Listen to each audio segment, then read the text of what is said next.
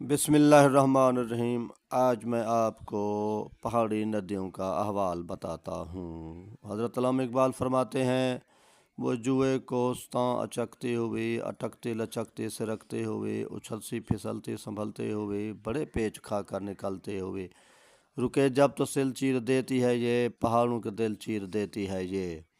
यकीनन मुसलमान कौम पहाड़ी नदी की तरह मुनज़्ज़म और तेज़ रौ थी। वो नबी पाक के हर हुक्म पर लब्बैक कहती थी और पूरी दुनिया को फतह करती रही है। जब से हमको ममोला और कमज़ोर बना दिया गया है, फ़िरका परस्ती की वजह से, अंदरूनी झगड़ों की वजह से, हमने किताब छोड़ दी, हमने इल्म छोड़ दिया, साइंस छोड़ दी, दुश्मन हम पर हामिल हो गया। वरना पूरी तारीख़ हमारी है, ये कल्ले हमारे हैं, ये हमारे आसार कदीमा आज भी हमारी गवाही दे रहे हैं। हम शानदार